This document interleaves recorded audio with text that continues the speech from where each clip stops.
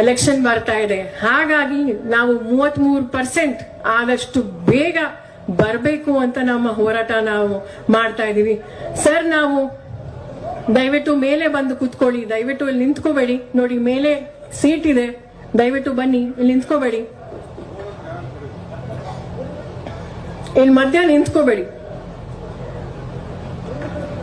Sir, ನಾನು ನಮ್ಮ ಮಹಿಳೆಯರ ಪರವಾಗಿ ನಾನು ನಿಮಗೆ ಕೆಲವೊಂದು ಮನವಿ ಮಾಡ್ತಾ ಇದ್ದೀನಿ. ನಮ್ಮ ಮಹಿಳೆಯರು ಬಹಳ ಶ್ರಮ ಪಟ್ಟಿದ್ದಾರೆ. ಹಾಗಾಗಿ ತಾವು ಸಹ ನೀವು ಬಂದಾದ್ಮೇಲೆ ಮಹಿಳೆಯರಾಗಿರ್ಲಿ, ಯುವಕರಾಗಿರ್ಲಿ, ತಾವು ಸಪೋರ್ಟ್ ಮಾಡ್ತಾ ಇದ್ದೀರಿ. ತಮಗೆ ಮತ್ತೊಮ್ಮೆ ಧನ್ಯವಾದ ಹೇಳಬೇಕು ಅಂತ ನಾನು ಬಯಸ್ತೀನಿ. ಅದೇ ರೀತಿ ತಾವು ಆಗ್ಲೇ ಹೇಳಿದಿರಿ, ಆದ್ರೆ ಮತ್ತೊಮ್ಮೆ ತಮಗೆ ಮಹಿಳೆಯರ ಪರವಾಗಿ ಹೇಳ್ತಾ ಇದ್ದೀನಿ. ಯಾಕಂದ್ರೆ ನಮ್ದೇ ಸರ್ಕಾರ ಇದೆ. ಹಾಗಾಗಿ ಬಹಳ ಜನ ಯಾರ್ಯಾರು ಬಹಳ ಶ್ರಮ ಪಟ್ಟಿದಾರೋ ಅವ್ರಿಗೆ ಈ ಬೋರ್ಡ್ ಚೇರ್ಮನ್ ಇರ್ಬೋದು, ಮೆಂಬರ್ಸ್ ಆಗಿರ್ಬೋದು, ಅದನ್ನ ದಯವಿಟ್ಟು ಮಾಡಬೇಕು ಅಂತ ನಾನು ಮನವಿ ಮಾಡ್ತೀನಿ. ಯಾಕಂದ್ರೆ ಎಲ್ಲಿ ಹೋದ್ರೂ ಸಹ ಮಹಿಳೆಯರು ಅದೇ ಕೇಳ್ತಿದ್ದಾರೆ. ಮತ್ತೆ ಇನ್ನೊಂದೇನು ಅಂದ್ರೆ, ಆದಷ್ಟು 6 ತಿಂಗಳಿಂದ ನಾವು ಮಹಿಳಾ ಕಾಂಗ್ರೆಸ್ ಸದಸ್ಯತ್ವವನ್ನು ನಾವು ಮಾಡಿದೀವಿ. ನಾವು 2ನೇ ಪ್ಲೇಸ್ ಅಲ್ಲಿ ಇದೀವಿ. ಆಲ್ಮೋಸ್ಟ್ 70,000 ಮೆಂಬರ್ಶಿಪ್ ನಾವು ಮಾಡಿದೀವಿ.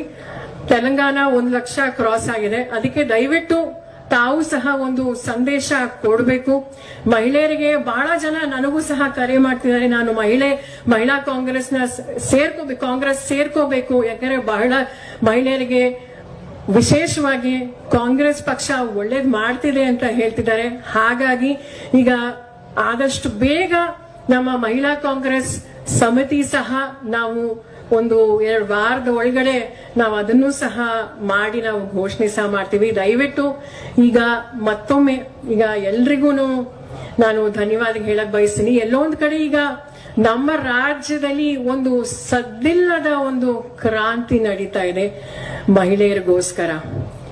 ಇದು ಮತ್ತೊಮ್ಮೆ ಎಷ್ಟೇ ಟೀಕೆ ಮಾಡ್ಲಿ ವಿರೋಧ ಪಕ್ಷದವರು, ನಮ್ಮ ಹಿರಿಯರು, ಎಲ್ಲ ನಮ್ಮ ಸಚಿವರು, ವಿಶೇಷವಾಗಿ ನಮ್ಮ DK ಶಿವಕುಮಾರ್ ಹೇಳ್ತಿದ್ದಾರೆ ಈ ಗ್ಯಾರಂಟಿಗಳನ್ನ ನಾವು ನಿಲ್ಲಿಸೋದಿಲ್ಲ ಅಂತ.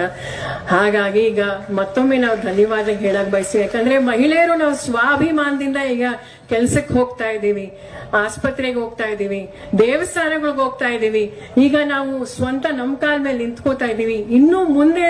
ಇನ್ನೂ ನಮಗೆ ಸಮಾನತೆ ಸಿಕ್ಕಿದೆ, ಸಮತೆ ಈಗ ಇನ್ನೂ ಸಿಗಬೇಕು.